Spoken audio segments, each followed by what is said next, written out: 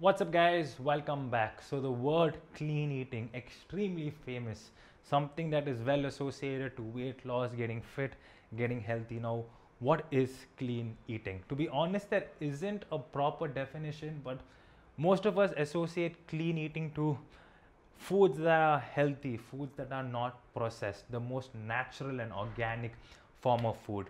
Well, with that being said, we also do consider something like your green tea as clean eating, right? But if you think about it, it's not like we're plucking a leaf and putting it in our cup and drinking.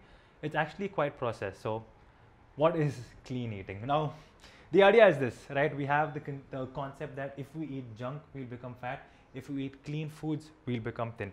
It is true in a way, but you want to break it down and understand by what actually is happening. Now, the thing with these so-called clean or whole foods, definitely this is less calorie dense. Your body does not crave for too much of it in this day and in this scenario. What I mean to say is, if you have something more like your junk food like pizza and biryani and all, it's a lot more addictive, a lot more craving, a lot easier for you to overeat. So if you have to remove something like your junk food, definitely obesity will significantly drop. There is a direct correlation. But also, with that being said, if you're eating clean or your whole foods, if you're overeating, there is definitely going to be a chance of you putting on weight. What am I saying? You are going to put on weight. But for the most part, the idea or why people associate clean eating to weight loss is, ideally when you switch from these dense food sources to your clean whole food sources, you are reducing your calorie intake overall. Most likely it's not that palatable. Definitely your appetite reduces and you're not going to overeat for the most part. So naturally this happens. And what you have to keep in mind, I've worked with tons of people who've been eating a ton of clean food, in fact putting on weight. The main problem was that they weren't looking into their portions.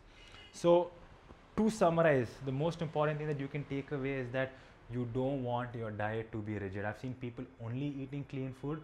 They end up hating the process. After 3 days, they have about 3000 calories of junk, which makes up for all the progress they have made.